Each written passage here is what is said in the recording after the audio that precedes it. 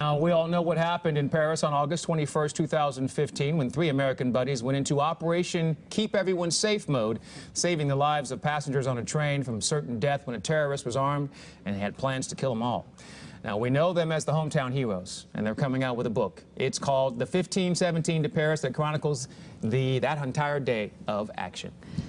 Okay, Anthony Sadler, you're joining us now as one of those heroes. Thank you so much, first of all, for joining us. I know you're going to be heading out of town and doing this whole whirlwind media tour, so we so appreciate you taking the time to talk to Good Day this morning. Well, thanks for having us. It's good to be in Sacramento, talk to you guys. It's always fun coming here.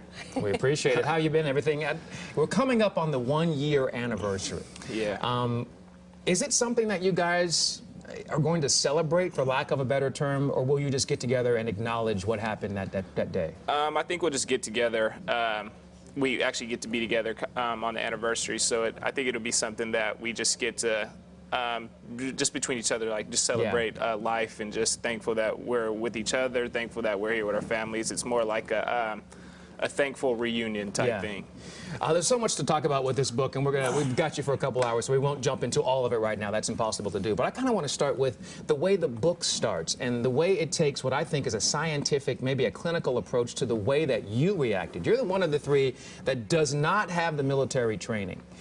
But it talks about in the book about how you were kind of shocked about how your body and your brain and your eyes and your ears reacted to what was happening. Have you had a chance to kind of understand that better now? Yeah, it's kind of something I've come to grips with in the process of writing the book.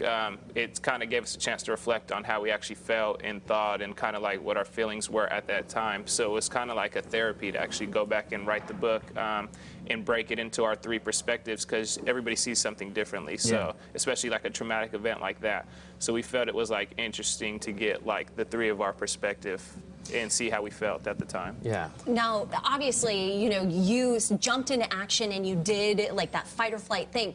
Going back and thinking back, would you have done anything different? No, I think it worked out for the best. Even looking back on it, somebody made a comment to me shortly after that there was no loss of life, even with the gun on the gunman's behalf. So they were like, it's just a blessing all the way around. So I don't think I would have done anything different. Maybe tried to prevent Spencer from getting hurt in the little ways that he did, but everybody's all right today, so we're thankful for that. And at any point did you think, man, I wish I had the military training that Alec and Spencer had, or did that never really cross your mind, even after the fact? After the fact, to a certain extent, yeah. After the fact, we may have been able to help others, but I feel like for the most part, our situation turned out extremely positive.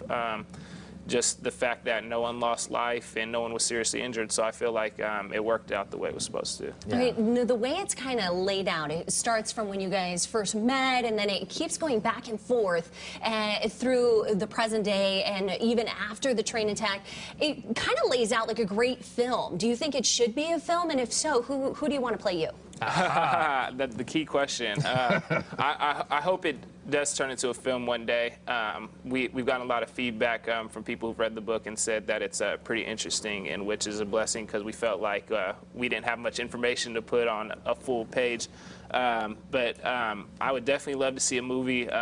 Michael B. Jordan's a good young actor. I was just getting ready to say that. Yeah, he's a good young actor. So I would love to see Michael B. Jordan, Ryan Coogler, he's a Sac State alumni, if he directed it or something. I don't know. That'd be a blessing, like just keep it in Sacramento. We'll book that, and it was our idea, so we get 5%. That was our idea. So, you know, another thing, it's like everything that happens, it's the first time.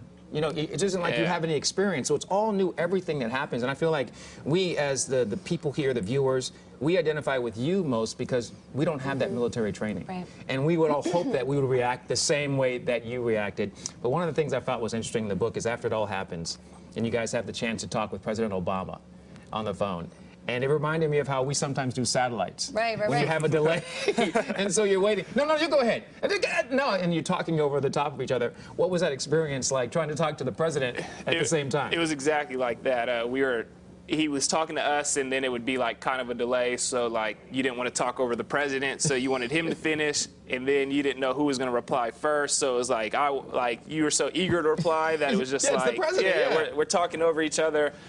We stumbled through it, but it's definitely like a moment I'll never forget. Just receiving a phone call, and he knows like your name by first name, and it's like, man, that's crazy. Like you see the guy on TV, and he's a nice guy, just the same that he is on TV. So it was really cool. Good for you. Good What, for you. I mean, for viewers who know what happened based on the media reports and like your initial interviews, what can they take away from this perspective of the book, you think? I think the book, we've told the story a ton of time through media. I think the book provides an interesting perspective. It kind of gets to know the three of us on a more personal level, besides the 2 minutes on the train.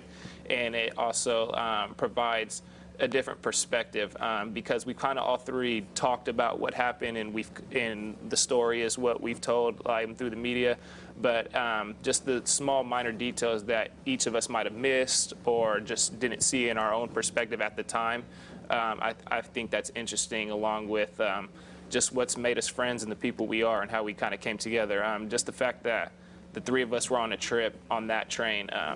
So many factors just happened to fall into place for us to be there. So I just felt like it was interesting for the reader to read the journey, how we ended up in the right place at the right time. Very fortuitous, especially the stuff you guys went through, all the pitfalls of being on vacation and things that were happening with your luggage and stuff like that. Just all that little stuff coming together. Anthony, thanks for hanging out with us today. You're going to be here for a little while longer, Yeah, so we'll stick talk around. more and we'll have some fun. Thanks. Always good to see you, man. Appreciate Yes, it. thank you The so book much for is The coming. 1517 to Paris, and it doesn't come out until next week, and they'll be doing all the media to support it coming up soon. Let's go check in with Court. Look at your roadways here on this